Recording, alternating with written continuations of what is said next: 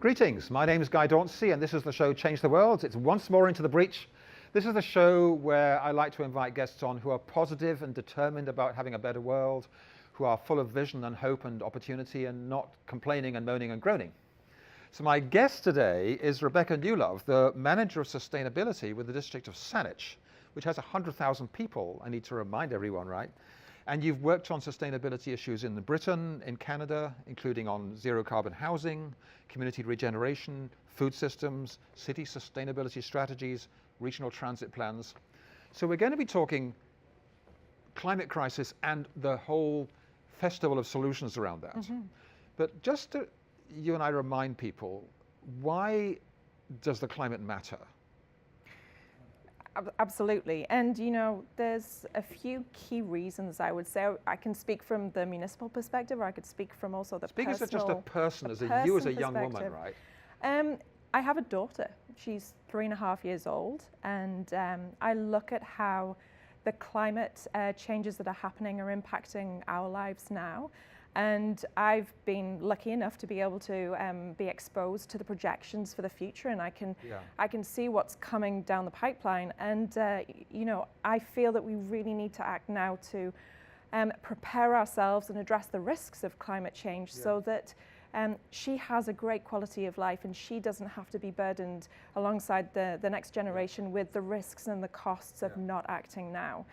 So so it's important to me, you know, for now, for us, for the environment, but also for that next generation. So fundamentally, every time we release carbon, whether it's by burning fossil oil in our cars, gas in our homes, coal somewhere else, or by destroying forests, that carbon is going into the atmosphere and it traps heat. It joins oxygen, forms carbon dioxide, which traps heat. There's no scientific question about any of that, right? No. It's just laws of physics. Yeah, and you know, scientific agreement globally that it's human caused and that there are risks associated with it. So if you're watching this and you think, well, I'm not sure about all this climate science, stuff like this, the science is really solid. It's fundamental laws of physics. And most of the information, if I'm right, that supports skepticism is indirectly financed by the oil industry and the coal industry. Well, I think what we tend to do as local governments is make sure that we're looking at the scientific facts, and we certainly, if you think globally and internationally, we look at the IPCC, the Intergovernmental Panel on Climate Change, who you know, review and analyze all of the research that's out there as it relates to climate change and solidify that. So that's one place that we go to get that information. And then locally, we're really lucky that we have resources through our universities and through the Pacific Climate Institute to be able to get data for what's coming for our region. So this show goes all the way up the islands of Tualecum. So we're talking increased risk of heat waves, of forest fires, as we saw, both we saw this summer, of dramatic floods and downpours, of gradual rising sea level. Yep, that's right. It's pretty, you and I know the details. Yes, yes. And I know it's alarming. Yes, it certainly is alarming. But at the same time, I think there's great opportunity and hope with the actions that are already happening and the momentum that's building. So since the fundamental cause is burning fossil fuels, the fundamental solution is a shift to renewable energy, right? And, ultimately. And you in Saanich have made the commitment to move to 100% renewable energy. That's right. Which is just exactly what we need to be doing. It's a transition, right? That's right. And alongside that commitment to 100% renewable energy, that's a target that we have for our whole community by 2050. And I should say that we're not alone. The City of Victoria, neighbouring to us, have also made that commitment. But Vancouver has as well. Absolutely, yes. And there are others in North America that have made that commitment as well. But alongside that, one thing we really do like to stress is that it's not just about the renewables or putting the solar panels on your roof. But first and foremost, it is about reducing the consumption of energy. So it's that hierarchy of reduction and being more efficient with our supply, and then what's remaining, we convert to a renewable source. Just to be clear on this, elsewhere in the world, electricity comes from burning coal and burning gas. Here in BC, it comes from damming rivers and wind turbines. Correct. So basically, all our electricity is already renewable. It's currently about 98%, Yeah, it's but effectively. pretty much, yes. But our transportation energy is 100% fossil fuels, give or take a few electric cars. Our building energy, if you're using an oil furnace or a gas furnace, that's fossil fuels. Yes. So we got to, and our food waste is generating methane gas when we throw food away. Is that right also? Yeah, and so there are some other opportunities, other than the electricity. There are progressions in terms of we've got hydrogen fueling options for transportation as well. Locally, we talk about trying to reduce the emissions from natural gas, but there are opportunities with renewable natural gas as well. So you talk about the organics. Biogas from organics. And renewable natural gas. Isn't renewable natural gas the same as biogas? There are some technical potential differences, Let's not go there. Yeah. Let's jump into transportation, right? Yes. And so fundamentally, what does it look like when you go to the year 2050 and no one is using any oil in cars or trucks? We'll leave aside flying and shipping for today. That's another story, right? Thank you. It's not a big airport in Saanich. The airport's somewhere else, right? But let's just talk about the cars and trucks we drive all over the place. Yeah. What's it look like when we change? Well, I think firstly, we've got a real focus on trying to move to active transportation. Right. So the good old yeah, absolutely. Feet. Walking, biking. Technology is progressing, so now we've got e-bikes as well. If biking was not an option for you previously because it's too far to be able to commute to work, e-bikes are coming down in price considerably, and our trail network and our cycling network. On the e-bike thing, that's electric bikes. Yes, thank you. I haven't owned one, but I've trialed one, right? Yes. You have too, obviously. Yep, that's right. I tell you, everyone watching this, when you drive an electric bike and you come to a hill, you're pedaling along the flat, you switch on the drive, and you sail up that hill, you destroy the laws of gravity, and you have no aching in your legs. And you can go to a bike shop, and there are 24 in Victoria and more, all the way up the island, and you can try an electric bike to see what it's like, right? It's magnificent. It's dangerous because I desperately now want an e-bike, having trialed it, and biking is my form of exercise. So obviously, in addition to the reduction in energy, you can have an e-bike and have it turned off. You can, but I don't trust myself to put the effort in when I've got that. So you brought some great images of cycling. Let's throw some of them up. So we got this sort of 3 or 4 images that showing cycling, and just talk to what's happening here, right? Yeah, this is actually Cook Street. So in the last couple of years, we did improvements on Cook Street, and we put some. It's hard to tell from this image, but they're actually raised bike lanes, so they're all ages and abilities. It's a slight raised above the level of the road. Yeah, that's right. So what it allows for is it is to some degree separated from the road. But if there is on-street parking that you can kind of see in a little bit of the background of that picture, they have the ability to parallel park and watch for cyclists and then move in and use that street parking. Okay. And so when we actually put these bike lanes in, we worked collaboratively between the different departments and did a lot of other stuff at the same time. So we put we've got a big program where we're updating our street lights from HPS to LEDs. Too technical. Yes, a lot more energy efficient street lights. Right. So they were put in at the same time, and we also did our underground services and drainage. And so you made it efficient while doing it. Yeah, absolutely, and put some sustainable drainage in there and some rain gardens. Let's go to the next image. Now that's our bike kitchen at the Municipal Hall, and this is actually at Bike to Work Week. Right.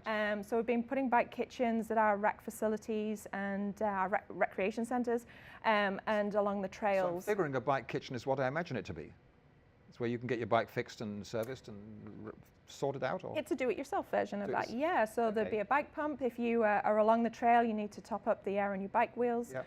And also, if you need anything fixed, then the tools are there and available for you. I gather that Bike to Work Week in this year, 2018, was like way bigger than previous years. Oh, I understand that as well, yeah. It's certainly from participating in it, it was a fantastic event this year. Right. So the next photo you brought, green bikes. Yeah, this is U-Bike. It's first came into the city of Victoria, and it's now been introduced into Saanich as well. So it's not a Saanich program, but we just wanted to highlight that if you don't have your own bike or you're out there and you're thinking I need to get from A to B and I don't want to drive, so I can look to see the transit options, but you can also, there's an app that you can download. So once you downloaded the app, a bike. you can, what does it cost for half an hour? Just probably. Oh goodness, I don't have that in my head, but low, it's minimal, very minimal. Cool. Okay. And the next image There's a great big intersection. Yeah, this is Borden. So this work just was actually done last year. Borden and Mackenzie, is that right? Yeah, that's correct. And so we did quite a lot of work here at the intersection to make it safe for cyclists, for cyclists crossing and using the trail, and encourage an increase in cycling. Well, I used to cycle up and down Mackenzie, and that would make implicitly feel, this is good. I'm on my own little painted bike path, right? Absolutely. Yeah. So the next one is also, I think, that's similar. It was tied with the Borden and Mackenzie interchange. Yep. So it was just an extension of that work that we'd done, segregated bike lanes. So what have you noticed the response of cyclists to the separated bike lanes? There's always questions around how to use, because what we tend to find is that you've got your avid cyclists that are already riding the network. Yes. But then with this move to separated bike lanes, you see a lot of cyclists that may not have cycled on the roads previously or commuted by bike, now wanting to explore using the cycling network. And so with that comes questions, and we have great information sheets, us and the City of Victoria and others. Every 4 or 5 years, the Capital Regional District do an origin destination survey. And basically that gives us information about an increase in the number of cyclists, an increase in who's transit going where use. and how they're getting there, stuff like that. And it was done in 2017, and we've seen a considerable increase in biking and cycling in the region. Really, I grew up cycling from when I was really young, but in England with no bike lanes, and you learn to be, frankly, an aggressive cyclist, and you'll be pushy and whatever. But what I'm hearing from you, there's a whole number of latent cyclists who are willing to cycle when it is safe, and you have not got to compete with big trucks and stuff like that. Yeah, and I see a lot more cyclists who are out there with children, and you think a bit differently when you're a parent, but you want to encourage them to be able to live this lifestyle also. And have you ever been to Copenhagen, Old Holland? Yes. Which is, what's it like? Tell our viewers what it's like in those. Even, Amsterdam, I went to university in Cambridge, so you have so many cyclists on the road that you actually, as a pedestrian or a driver, you see them so obviously, and you look for them so obviously. It is a lot safer because they are such a high proportion of the road users. You don't have car parks there, you have bike parks, and like multi-level bike parking. And from what I've seen from the videos is no one bothers with cycle helmets because no one's hurrying. You're just casually going along on these totally safe lanes, any more than a pedestrian has to wear a helmet. And it changes the whole way of thinking about transport. Yeah, absolutely. I gather people cycle, it's just more convenient, easier, more comfortable, less stress, less hassle. It's often quicker to get there, and yes, absolutely. So for those people who are going to still need a car, and cars will still be around, what's the future look like for electric cars in Saanich? Let's bring the next image up on that. Yes, so we have seen a considerable increase in the purchase and use of electric vehicles. Right. This is at our Gordon Head Rec Centre, so you can see the bike kitchens there, and beside it we have 2 electric vehicle charging stations. Yes. And we've seen, they went in 2014, we've seen a considerable increase in their use over the past few years. I think the Capital Regional District survey demonstrated that it jumped from something like 100 5 or so years ago to over 1,000 in the region now. But there is a bit of a latent, there's a demand there, and we're working heavily with manufacturers on the supply in the region as well, and the second-hand market. So we're seeing more charging stations come forward. We're also seeing the range of electric vehicles expand considerably. So well, I know you can go to the company called Motorized that's up by the airport opposite Sydney. You can buy second-hand electric vehicles there for like $15,000, $17,000, $19,000, right? Yeah. And so, and whenever I look at the website, there's always 20, 30 available for people to buy. So they don't have to cost 35,000. Yeah. I also gather that between 2020 and 2025, the new electric cars will cost the same as a conventional car and have a range of 400 kilometers. That's the projection. So it'll be, and Andrew Weaver, who drives an electric car around, our MLA, says that his regular car used to cost him 10 cents an hour. Now it's 1 cent an hour for an electric car. I know, it's fantastic. That's how much he's saving on it. So we're going to see a huge shift. definitely. Yeah. And the charging infrastructure is expanding. It is certainly becoming much more common and widespread. And for most of us, we'll just plug in at home and charge at night. So it's no big deal, right? What about electric buses? Are they coming? There's one being trialled currently in Victoria. We're really excited about. Yeah, we got an image of electric. There we go. Yeah. So obviously they're collecting data at the moment and trialling this in our region, which is fantastic. And transit already is a massive strategy for us in terms of addressing climate change. Yes. You can transport so many more people via transit, you know, on the same roadway as cars. Yeah, one bus takes 40 cars off the road, right? Exactly. And we're lucky in the region. Not only are we looking at electric-powered buses, but there's improvements in infrastructure. We've got the bus lanes going in along Douglas. Yes. Which is fantastic because it's rewarding those people that are making the choice to take transit. Yes. So that instead of just having to go the same speed as the car, they can zip by. Yeah. What are the long-term plans for bus lanes? How far up towards the Malahata are they going to go? Well, the intention is, and you can see this on the BC Transit website, is to take them to the West Shore. Right. And I believe up through Colwood, so that will help with the commuting backwards and forwards into the region, into downtown Victoria. There's plans also for a transit hub at the Uptown area, which would be fantastic and help with the cross-town connections as well. Electric buses can charge up enough at night or while the driver's having a lunch, whatever? I think that's what they're looking at the moment, but that technology is improving all the time. Yeah. Yeah. So as well as transport, we've got to deal with buildings, because whenever you're heating your house with oil or with gas, we do a transition. So let's talk big buildings first, because I know we got an image coming up of an ice rink. Yes, this is our Perks Arena. What's happening at Perks Arena that makes it part of climate action?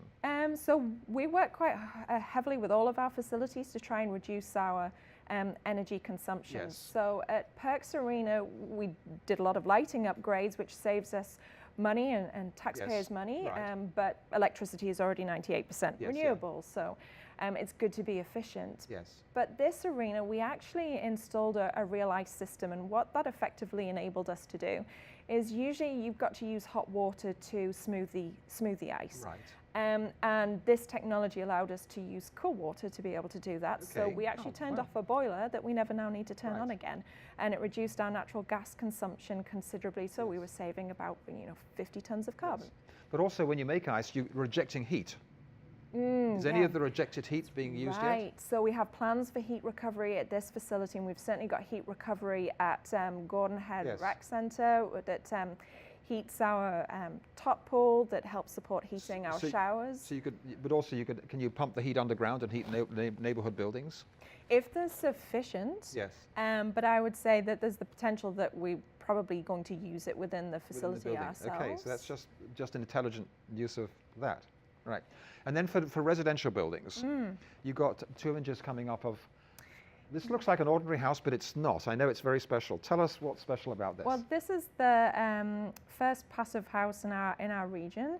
It's built to net zero ready, which means basically, and I believe that they have put solar panels on as well, but it means that the building is built in such an efficient way that it requires such little energy to heat and power it that it is ready to be zero carbon. So the term passive house is what they're called, right? That's the certification. It's a standard to reach that level. And my understanding is that they're just so super efficient with super windows and walls that there's no heat loss, so they're staying warm and comfortable and cool in the summer, I figure, as well. That's right, that's right. Yeah. Then that's a huge thing given our summer climate projections for increased heat. Because you don't need to use air conditioning. And the next one, I think, shows the inside, just to show this is totally comfortable way of living, right? Absolutely. I mean, talk about improving the comfort of living, given our hot summer nights now in the region. And so this is talking about the energy efficiency, therefore, of the home. But for those people that are already living in homes that you're not building new or can't take to that passive house standard, there's a lot of stuff that can be done, and there are rebates at the minute before we get just one more thing on this one, because people are saying, oh, well, I've heard they cost much more. But Mark and Rob Bernhardt are the father and son who did these. Yes, yeah, that's right. They were telling me that the cost is 4.4% more cost to build this, and they have no heating bills. That's right. So that extra you can easily get the financing. You're not paying for any heating. So it covers its own extra cost to have a home that needs no heating, right? There's a lot of discussion about affordability when we talk about trying to improve building standards for energy Yes. efficiency, and there's worry with the fact that the housing market the way it is, not wanting to add additional costs. Yes. But absolutely, if you look Yeah. at that long-term cost of living in the Yeah. buildings, it makes sense. Yeah, it pays for itself, Yeah. right? So for those people who can't build a brand new house and they want to retrofit their current house, what's the best advice? So there are rebates available through the province. They've got a Okay. home renovation rebate program. Right. And it starts with an energy evaluation, and Yes. there's top-up funding from us and from the capital region to offset the costs of that home energy evaluation. So someone comes to your house and Yep. talks you through what could change and That's right. Sometimes they will use a thermal imaging camera, which basically shows you in infrared infrared. You can Yeah. see where the heat losses whether- are. I've seen those photos from the sky at night above. Yeah. And well, actually, when it's snowing, you can look at roofs, and some keep all the snow and some lose it. And that house has got no insulation. Yeah, that's right. But the infrared shows you immediately where the heat loss is, right? So they can give you advice as Brilliant. to what's the best Yes. upgrades for your home, what's going to save you the most money, Right. and then what rebates are available Okay. to be able to offset some of those upfront costs. Up to how much money? Do you know? Oh, if you put everything together and you were going to take advantage of everything, that you could get up to, I think there's about $6,500 worth of rebates on windows and insulation and boilers. But the other program they have at the moment, because in Saanich and also in Victoria, we have a lot of homes that are still on oil. Yes. And oil, it's not just the greenhouse gas emissions from Yes. oil, but also the risk from tanks oil can spills. leak Yeah, And absolutely. get into the gorge waterway and stop Yeah. the swimming and Yeah, and then it's a liability for the homeowner as well for the Yes. cleanup costs. yes. So we really do try and encourage those homeowners on oil to consider trying to transfer over Yeah. to a different system. Right. And there are rebates available for, it's called the oil to heat pump program. And the heat pumps are a really energy efficient way of heating and also cooling your home. So last week on this show, we had Jack Meredith and Laurie Garcia Meredith talking about how they'd done what they call transition street, well, like street level organizing. And they had a meeting on energy, and everyone started talking about heat pumps and a meeting on transportation. Does this kind of community organizing fit into Saanich's vision? Absolutely. It is, we talk about how to engage and communicate with the public on Yes. these offers that are available. Yes. And, where do you go to when you're thinking about doing something on your home? Yes. You listen to your neighbor, or you listen to the friend who But had most- someone come in and do it themselves. So I hate to say this, but an awful lot of neighbors don't know each other. When I lived in Oak Bay, Yeah. we organized a street party. And I knocked on the door of a retired teacher, and she's told me that, oh, yeah, street party. I saw a furniture van last week, and I went and said, hello, welcome to the neighborhood. And they turned around and said to me, that's very kind of you, but we've been living here 7 years, and we're actually just moving out. And you think, oh, you wince with the pain of it. So what I loved about what Jack and Laurie did was that through this Transition Street program, they got the neighbors together, Yep. and then they could discuss all that stuff. yeah, it's a fantastic idea. Yeah. Absolutely. And there are some other similar examples. I think in Vancouver they've been doing neighborhood work, neighborhood Yes. competitions. Yes. So that you can bring, for instance, your street together in a street in another neighborhood, and you compete as to who makes the most change. You know that white dinner thing that happens secretly, which is all. Wouldn't it be great if, say, the BC August holiday long weekend, throughout Saanich or Victoria or through the whole of BC, let's say, everyone has a street party, and they all meet their neighbors, and then we can encourage, how to be better neighbors, how to share, how to grow more food together, how to learn about these things. Because Jack and Laurie were saying that some of the information on the rebates that you've been talking about, people don't know about it very much. Yeah, that's right. Not everyone watches websites, Yeah, and we, try different avenues such as papers or mail outs through our utility billing. Yeah. But you're right, the neighborhood level conversations are key to being able to help with change. So do you think Saanich will have a street contest and a street challenge It's definitely something that we have our eye on for as we develop our climate plan. Yes. One of the main strategies to be able to implement those changes in the programs, definitely. So we just got 2 minutes left, believe it or not. Wow. Janet. Rebecca, what's your parting advice for our viewers about, on the one hand, here's the overwhelmingness of the climate crisis. Yes. On the other hand, the vision of a transition to a 100% renewable future. There are a multitude of things that the individual can do. We're building our climate plan at the moment, and I would really encourage them to get involved with that and come and chat to us and help input to that into that process. And I think you'll put the website. We'll have the website up. Is there a way for people to get engaged through that website? Yeah, so you go to saanich.ca/climate plan, and on that page there's a survey. We have a backgrounder with a ton of information and examples of what they could do and links to these rebates. And then we have an events page as well, so that they can come and see us at events or participate in workshops that we'll have in the fall. So we need to move from having 100 climate heroes to 1,000 to 100,000, right? That's right. Yes, please. Well, look, this has been great. Our time is running out on this one, alas. So thank you so much for showing this leadership. And this is a handshake to Saanich collectively, whom you're representing, right? Yes, absolutely. Yeah, so my name's Guy Dauncey. This is the show, Change the World. And one of my contributions to this is a novel that I wrote called Journey to the Future, A Better World is Possible, set in Vancouver in the year 2032, where the neighbors are organizing on their streets, where they do have contests, where they can win prizes, and all they're talking to each other and learning how to do this stuff. If you enjoy the show, tune in next week for more. And if you have a guest you think would be great to be on the show, get in touch with us at Shore TV. And thanks for watching.